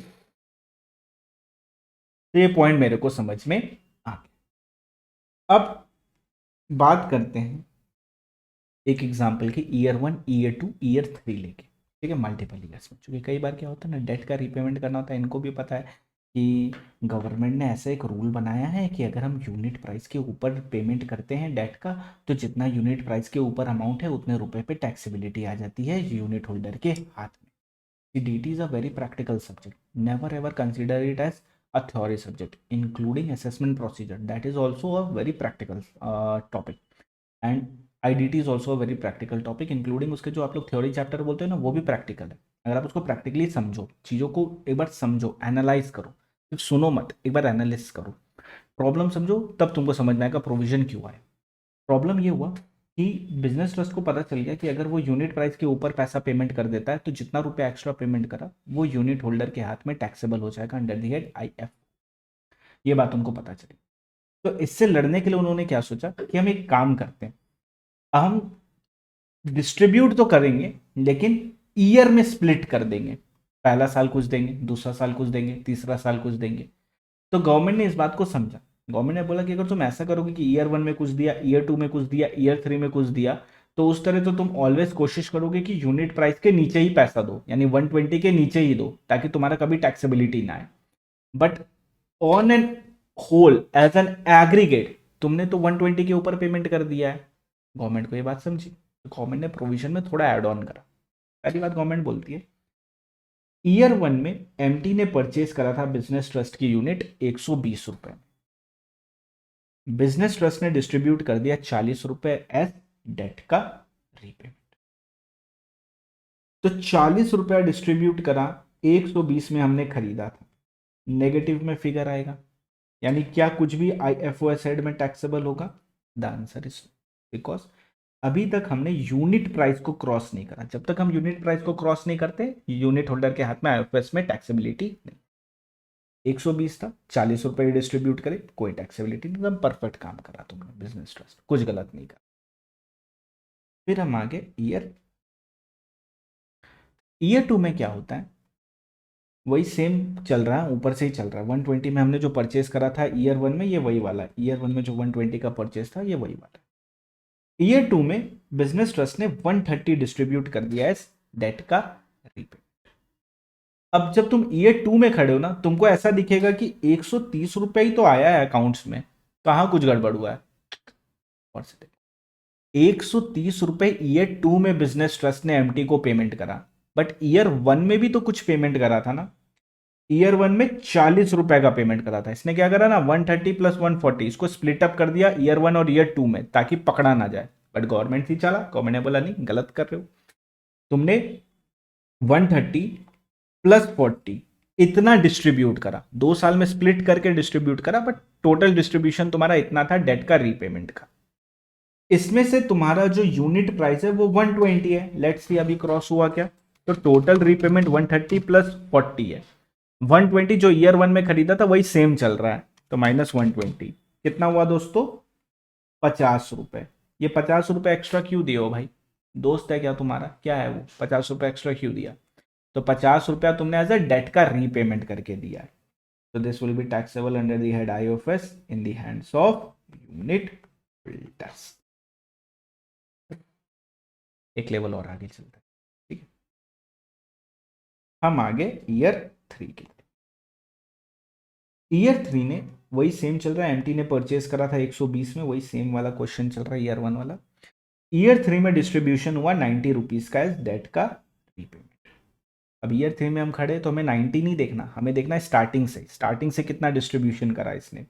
तो पहले साल इसने करा था 40 rupees का, फिर करा था सेकेंड ईयर में 130 का, फिर करा था 90 रुपीज।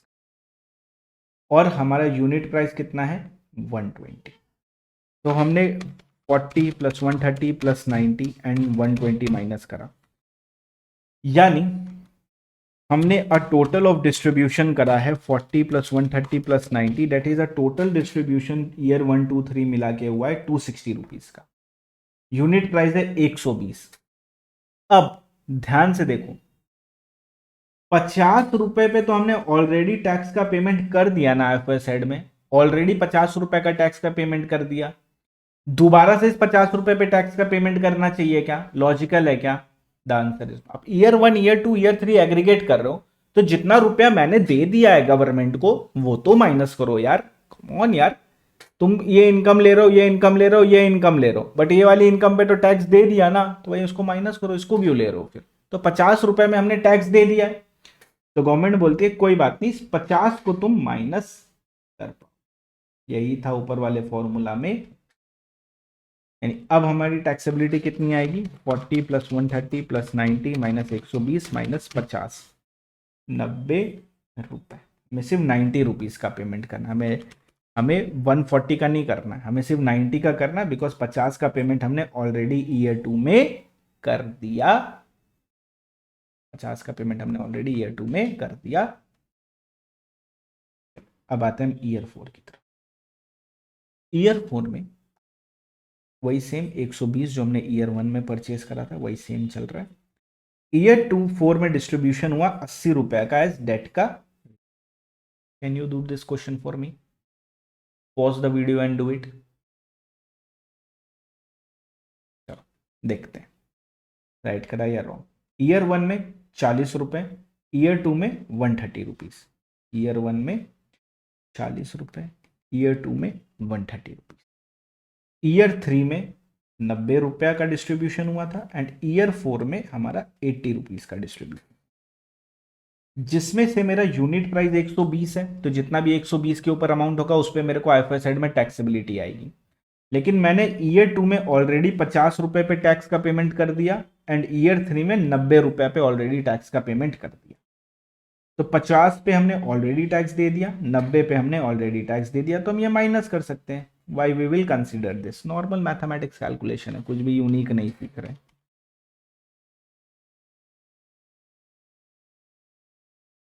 यानी अब हमें टैक्स कितना पे करना है? सिर्फ और सिर्फ 80। Am I clear? देखा कितना आसान सा था ये। अब आते हैं ईयर 5 की। ईयर 5 में डिस्ट्रीब्यूट हुआ है एज डेट का रीपेमेंट 60 रुपीज का, ठीक है।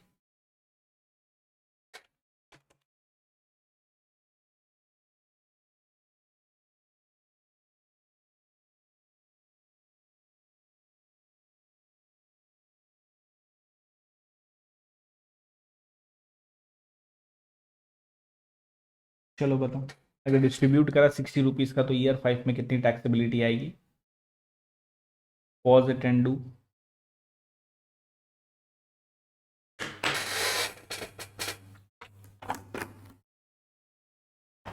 अच्छा, ये pause and read pause and do जम रहा है ना कि क्लास को कंटिन्यूटी में ही रखूं? तो बोलोगे तो कंटिन्यूटी में रखूंगा, अदरवाइज मैं बोलूंगा पॉज करो इसको सॉल्व करो। तो मेरे को प्लीज़ टेलीग्राम ग्रुप पे ये चीज़ बता देना, तो अकॉर्डिंगली फिर मैं नेक्स्ट क्लास को वैसे ही रिकॉर्ड करूंगा। तो देखो 40 रुपए year 1, 130 rupees year 2, 90 rupees year 3, 80 rupees year 4 and 60 rupees year 5 में। ठीक है, जिसमें से 120 रुपीज हमने ऑलरेडी 120 हमारा यूनिट प्राइस था, 50 रुपीज हमने ऑलरेडी पे किया, 90 हमने ऑलरेडी पे किया, 80 हमने ऑलरेडी पे किया, so the answer will be 60 आ गया, ऐसे कुछ और भी आ सकता है 60। तो दैट्स इट। देखो जी, सिंपल, इजी, इजी वीजी। Okay, done done done. तो हमने देख लिया दोस्तों रूल 11U। अब रीड करते हैं, पेज नंबर इज हमारा 130। Any sum other than the following component of the income, interest and dividend, rental income from REIT and income which is chargeable in the hands of business trust. इसको छोड़ के अगर हम कोई भी income को distribute करते हैं, received by the unit holder from business trust which is chargeable to tax under 56 to 12 in the hands of unit holder under the head income from other source would not deem to be same nature. Such sum chargeable to tax would include repayment of debt or amount paid against redemption of unit to the unit holder. तो हमें क्या करना है, A plus B minus C. A क्या होता है, aggregate of sum distributed by business trust with respect to such unit during the previous year, and B होता है तुम्हारा amount of amount at which such unit is issue to the business trust यानी issue price, and minus amount charge by tax, amount charge tax under this clause in earlier previous. यहां से पढ़ लो या वहां से पढ़ लो, एक ही बात। If a business trust receive a certain amount not characterized as income and distribute it to the unit holder, this amount remain non-taxable for business trust because income तो है ही नहीं ये। However, it become taxable for the unit holder. The taxable amount of unit holder is calculated as distributed amount till the date minus the issue price minus जितना already tax का payment कर दिया, यानी A minus B minus C. A क्या है, distributed amount, B क्या है, unit price, C क्या है, ऑलरेडी जो हमने पे कर दिया। अगर ये जीरो आता है तो इग्नोर कर देना, यानी यूनिट प्राइस के ऊपर अभी तक पेमेंट करा ही नहीं है। एकदम इजी।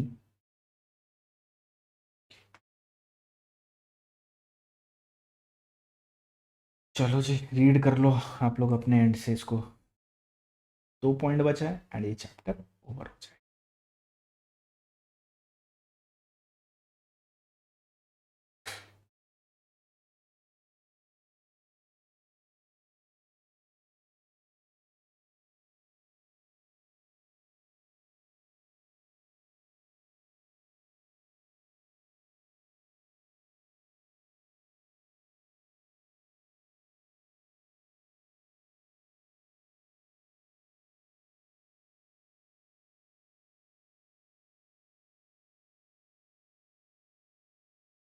चल,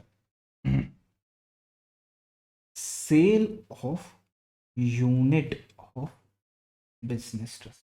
पहली बात तो मेरे को बताओ, यूनिट ऑफ बिजनेस ट्रस्ट होगा किसके हाथ? यूनिट ऑफ बिजनेस ट्रस्ट कौन होल्ड करके रखा है? बिजनेस ट्रस्ट होल्ड करके रखा है या शेयर होल्डर? बताओ बताओ, कौन होल्ड करके रखा है, जल्दी बताओ।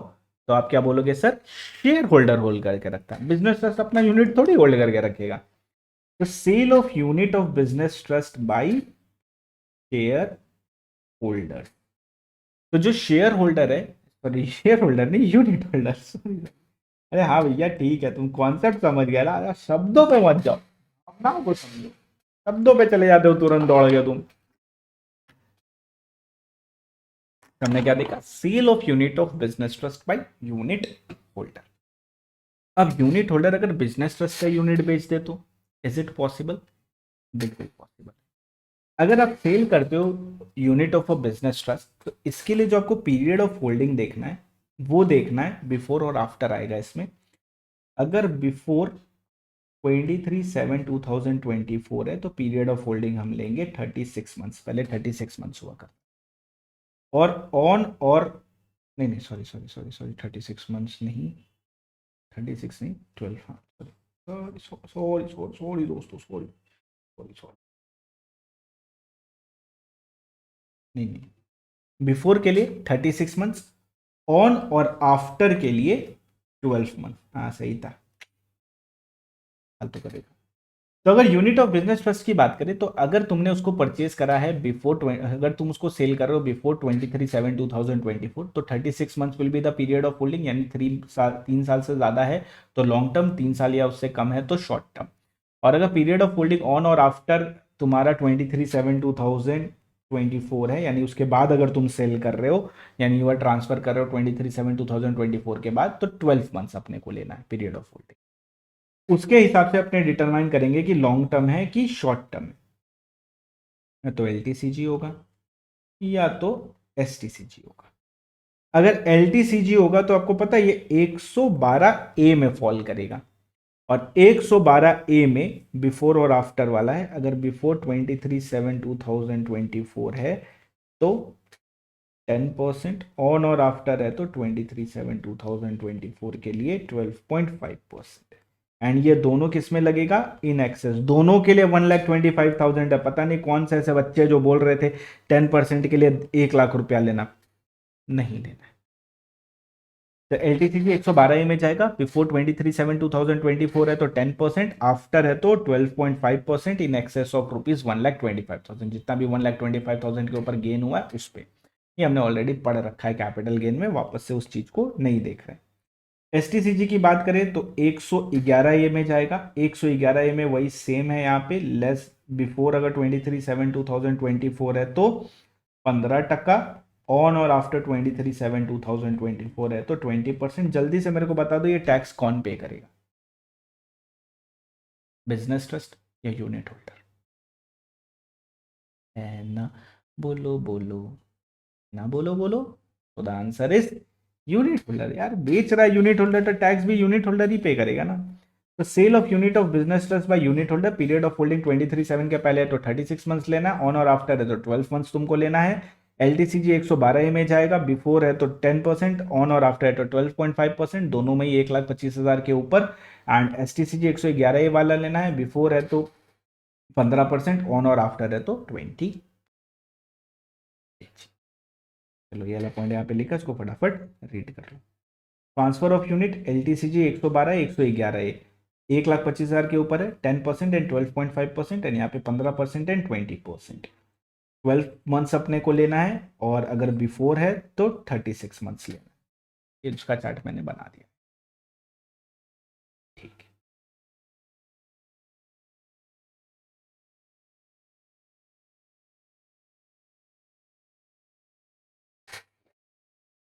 डन। ये अमेंडमेंट वाला पॉइंट अभी नहीं देखेंगे, अब एक बस छोटू सा पॉइंट देखेंगे and this will B over. होता क्या है, बिजनेस ट्रस्ट शेयर परचेज करता है एसपीवी का, करेक्ट? शेयर परचेज करता है एसपीवी का, एंड एसपीवी का शेयर परचेज करता है, फिर डिविडेंड वगैरह मिलता है, all everything that we have studied. अब बिजनेस ट्रस्ट जब शेयर परचेज करता है तो एक शेयर होल्डर है mister Y. Mister Y ji एक शेयर होल्डर है। मिस्टर वाई एक शेयर होल्डर है एसपीवी के। अब ये क्या करते हैं पता है? ये बोलते हैं बिजनेस ट्रस्ट सुनो ना, तुम शेयर खरीद रहे हो क्या एसपीवी का? बिजनेस ट्रस्ट बोलता हाँ हम खरीद रहे, इतने रुपए में हम खरीद रहे, 120 रुपए में लेना है क्या? तो हमने बोला बेचना है क्या? तो मिस्टर वाई ने बोला एक काम करो ना, तुम क्या हो? तुम बिजनेस ट्रस्ट हो, तो तुम अपना बिजनेस ट्रस्ट का जो यूनिट है ना वो मेरे को दे दो, बदले में मेरा एसपीवी का शेयर ले लो, जो मेरी कंपनी है एक्स लिमिटेड, तुम उसका शेयर ले लो। अब ऐसे करने से क्या होगा? देखो सिंपल सा फंडा है। बिजनेस ट्रस्ट पैसे को पूल करता है, वहां पे बहुत ज्यादा पढ़े लिखे लोग बैठे हैं, वो लोग मल्टीपल एसपीवी में इन्वेस्ट करते हैं, जिसकी वजह से क्या होता है, जिसकी वजह से ज़्यादा अच्छा रिटर्न मिलता है, रिटर्न ऑन इन्वेस्टमेंट बहुत अच्छा मिलता है। एज एन इंडिविजुअल मैं उतना रिटर्न अर्न नहीं कर पाऊंगा जितना म्यूचुअल फंड के थ्रू मैं रिटर्न अर्न कर सकता हूँ। सिमिलरली एज एन इंडिविजुअल मैं एसपीवी के थ्रू ज़्यादा रुपया नहीं कमा पाऊंगा जितना बिजनेस ट्रस्ट के थ्रू कमा पाऊंगा। एंड बिजनेस ट्रस्ट सिर्फ नॉट ओनली एक्स लिमिटेड का एसपीवी, वो मल्टीपल एसपीवी में इन्वेस्ट करेगा, उसके अलावा उसको कैपिटल गेन होगा, अदर इनकम होगा, जो भी सारी चीज़ें वो सारी मेरे को मिलेगी, मेरे शेयर के हिसाब से मेरे को मिलेगी। तो मैंने क्या करा, मैंने उसको बोला तू मेरा एसपीवी का शेयर ले ले, बदले में तू मुझे बिजनेस ट्रस्ट की यूनिट दे दे, कोई पैसा का लेवा देवी नहीं, कुछ नहीं। इसको शेयर चाहिए था, इसको शेयर मिल गया, इसको यूनिट चाहिए था, इसको यूनिट मिल गया, यानी क्या हो गया? एक्सचेंज हो गया। एसपीवी के शेयर के बदले बिजनेस ट्रस्ट की यूनिट, एसपीवी के शेयर के बदले बिजनेस ट्रस्ट की यूनिट, एसपीवी के शेयर के बदले बिजनेस ट्रस्ट की unit. Exchange, exchange is also transfer, and transfer है तो कैपिटल गेन आना चाहिए, बट गवर्नमेंट ने यहां बोला हम इंट्रोड्यूस करेंगे। जल्दी बताओ कौन सा सेक्शन नंबर जहां पे ट्रांसफर नहीं होता है? Section number 40, and as per section number 47 this will not be regarded as transfer, transfer नहीं है तो कैपिटल गेन पे। अब मिस्टर वाई के पास एसपीवी का शेयर चला गया, खत्म हो गया, बदले में बिजनेस ट्रस्ट की यूनिट आ गई। जल्दी बता दो इसका पीरियड ऑफ होल्डिंग क्या लेना है? तो इसका पीरियड ऑफ होल्डिंग एसपीवी वाले शेयर का लेना, पुराना वाला, यानी ओल्ड प्लस न्यू।